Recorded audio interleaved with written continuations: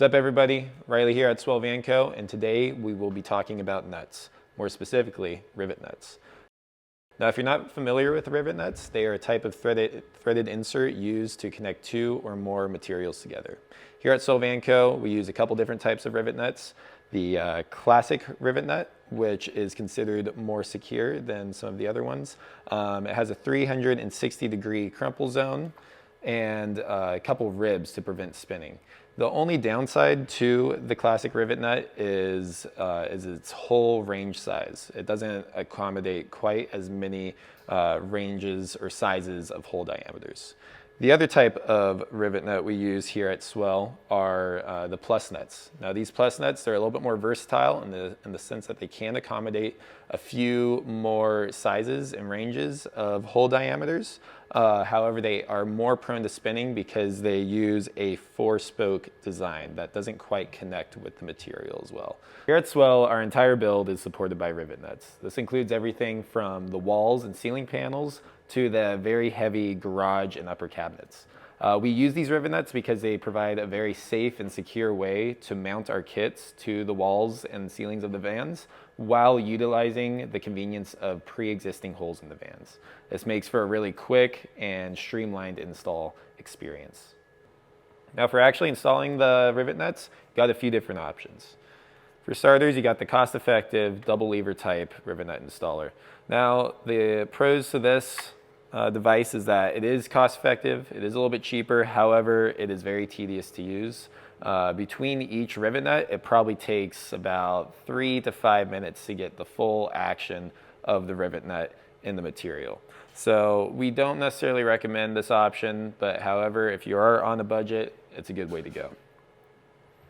There's another type of rivet nut installer out there that's been floating around, and it's the drill adapter type. We find that though these do get the job done a little quicker than the lever action type, this style of rivet nut installer doesn't quite match consistency and performance levels that are associated with some of the other styles of rivet nut installers. With this, they are also tend to be a little bit cheaply made and are prone to breaking. So though they work and they could get the job done, we do not recommend you use the drill type adapter to install your rivet nuts in your van. Finally, we got our pneumatic rivet nut gun options. To our left here, we have the industrial grade pneumatic rivet gun, which we use here at the shop. Works great if you're doing multiple vans a month. However, it's not the most cost effective if you're just trying to get 1 or 2 builds done at a time. To our right is our more consumer grade option that you can find on Amazon for fairly cheap. Though it is a little bit pricier than the lever action type and the drill type, the pneumatic rivet nut gun saves a ton of time and hassle in installing your rivet nuts. Each rivet nut you could probably get done within 10 to 20 seconds of each other, and you could probably get your entire van rivet nutted out within 20-30 minutes. Really great option. For the purposes of today's video, we're going to go ahead and start out with the consumer grade rivet nut gun and then move on to our industrial rivet nut gun just for time and convenience. But in the meantime, we'll run a quick demo on how this guy works. Let's see him in action. Now, included with each kit, you will also receive a guide to show where each rivet nut will go in your van.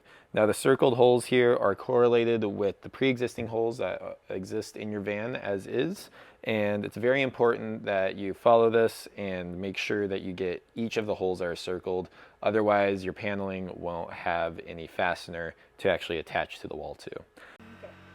All right, now that you're ready to throw some rivet nuts in, go ahead and connect your pneumatic rivet nut gun to an air compressor at 90 psi. For this style and model specifically, it is a little loud, so we take a towel and we put it over the decompression valve down here just to prevent the noise from blowing out our eardrums. When you're ready to go, you take the rivet nut, put it on the end of the mandrel of the gun, pull the trigger, sucks it in a little bit. Don't want to go too far, otherwise it will engage the rivet nut. We like to do the last couple threads by hand, and then you'll go ahead, find a correlated hole on your guide. We're going to go ahead and start out with this one right here. And you're going to want to insert the rivet nut as flush to the hole as possible. This just ensures a very tight and secure fit. Now, go ahead and pull the trigger. And you can pull the rivet nut out. Just like that. Now, a couple things to consider when you're using your pneumatic rivet nut gun is, once again, make sure that the rivet nut is flush to the material before you engage the gun. And additionally, you want to make sure that you're not under or overdriving your rivet nut. If you underdrive your rivet nut, it makes it possible for it to spin within the material, and therefore you won't have a good hold on your wall paneling. And if you overdrive the rivet nut, it is possible to actually damage the threads inside of the nut itself, making it hard to insert any of your bolts or even get the gun out of the wall, which is never a good time. So from here, you'll go ahead and follow the rivet nut map throughout the entirety of your van. And once you've seated each of those rivet nuts, you'll be ready to go for the wall paneling install. Thanks for watching, and we'll see you next time.